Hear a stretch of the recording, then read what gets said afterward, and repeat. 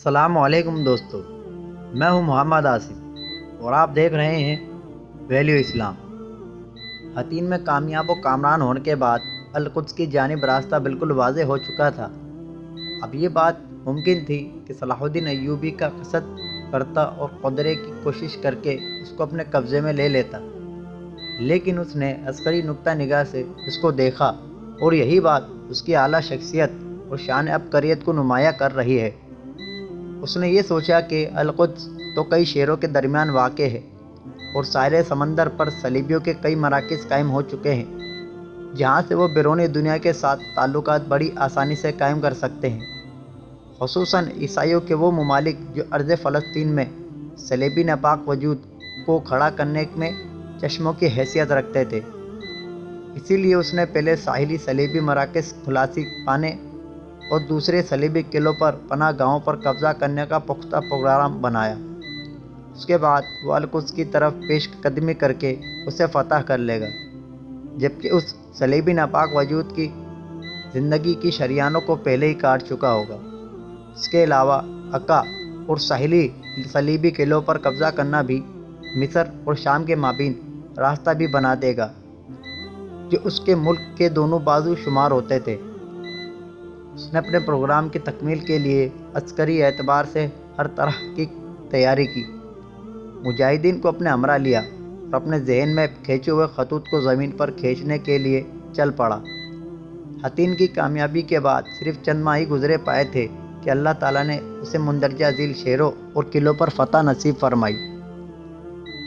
عکا، کیساریہ، حیفا، صفوریہ، مالیہ، شکیف، الگولا، الطور، سبتیہ، Nablus, مجدلیانہ، یافا، کنبیش، سید، Habil, Beirut, حرفند، اسقلان، الرملہ، الداروم، ویر al-Balah, Gaza, پینی، بیت الحم، بیت جبریل اور ان کے علاوہ ہر وہ چیز جو ان صلیبی بری فورسز کے پاس تھی۔ جیسا کہ ہم پہلے بتا چکے ہیں کہ یہ سب عظیم کامیابیاں اور بڑی بڑی فتوحات معرکہ حتین کے بعد 583 ہجری میں صرف چند مہینوں کے دوران ہی پوری ہو گئی تھی۔ اسی طرح بیت المقدس کو فتح کرنے کے لیے فضا مکمل طور پر سازگار تھی۔ کام کو مضبوط بنیادوں پر استوار کرنے کے لیے سلطان نے مصر سے اسلامی بحری بیڑے بھی منگوا لیے، جو حسام الدین لؤلؤ الحاجب چمکدار ابرو والا کی زیر قیادت پہنچے، جو اپنی جرأت و بصالت اور عظیم خطرناک کاموں میں بلا خوف و خطر کود جانے میں مشہور زمانہ تھا اور صاحب مشورہ بھی تھا۔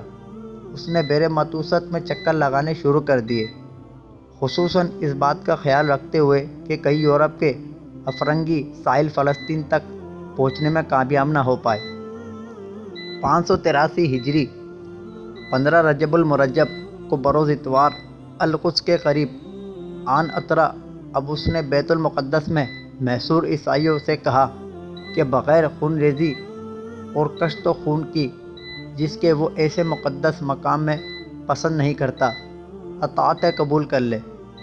لیکن جب انہوں نے اس کے جواب میں متکبرانہ انکار پیش کیا تو پھر سلطان حملہ کرنے اور نقب لگا کر اس کو فتح کرنے کی تدابیر کرنے لگا۔ اس مقصد کے لیے 5 دن صرف اس کام میں گزر گئے۔ وہ بذات خود شہر کی دیواروں کے ارد گرد چکر لگاتا رہا تاکہ اس کا کوئی کمزور پہلو تلاش کر کے وہاں سے حملہ آور ہو سکے۔ بالآخر فیصلہ یہ ہوا کہ شمالی جہت سے حملے کر ہی دے۔ چنانچہ 20 رجب المرجب کو اس نے اپنے لشکر کو اس جانب منتقل کر دیا۔ اسی رات منجنیقیں نصب کروانی شروع کر دی۔ صبح ہونے سے قبل منجنیقیں لگ چکی تھی، بلکہ اپنا کام کرنے کے لیے بھی مکمل طور پر تیار تھی۔ اب انہوں نے اپنا کام شروع کر دیا۔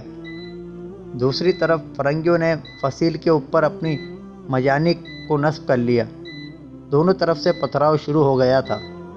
فریقین کے مابین سخت ترین لڑائی ہو رہی تھی۔ امام ابن الاسیر کے بقول ایک دیکھنے والے نے دیکھا کہ ہر ایک فریق اس لڑائی کو دین سمجھ کر لڑ رہا ہے۔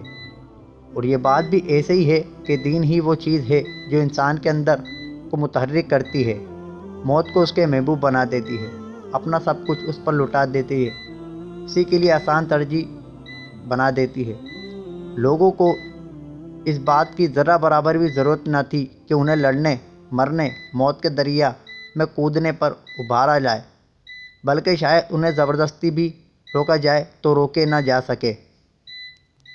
پھر انہی جہادی و قتالی ایام میں سے ایک امیر عزیر الدین عیسیٰ بن مالک، جو مسلمان قائدین اور متقین میں سے ایک تھا، وہ شہید ہو گیا۔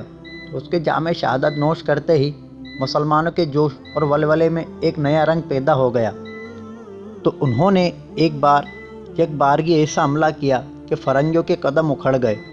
کچھ مسلمان خندق عبور کر کے فصیل تک پہنچنے میں کامیاب ہو گئے۔ دیوار توڑنے والے نقابوں نے شیر پناہ گاہ کو توڑنا شروع کر دیا۔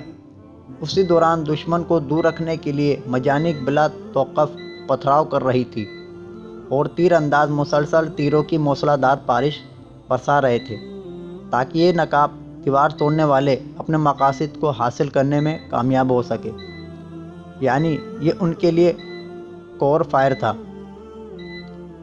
تو جب ان فرنگیوں کے دفاع کرنے والوں نے مسلمانوں کے حملے کی شدت، ان کے ارادوں کی صداقت اور القدس رسول اللہ صلی اللہ علیہ وآلہ وسلم کی سب معراج کی عارضی قیام گاہ کو چھڑوانے کی خاطر موت کو سینے لگانے کے جذبات کو دیکھا، تو انہیں اپنی ہلاکت و بربادی کا یقین ہو گیا، اور سوائے امان طلب کرنے کے لیے کوئی چارہ نہ تھا۔ وہ مذاکرات کرنے کے لیے مائل ہوئے۔ دنیا میں کافر قوموں سے مذاکرات کا طریقہ بھی یہی ہے کہ جہاد جاری رکھا جائے اور اللہ کے دشمن کو گھیرا تنگ کیا جائے کہ وہ مذاکرات کی اپیل کرے۔ یہ نہ ہو کہ مسلمان کمزوری دکھاتے ہوئے خود مذاکرات کی دعوت دے، اور وہ بھی مغلوبانہ جمہوری انداز میں، کہ کس طرح آج کل ہو رہا ہے۔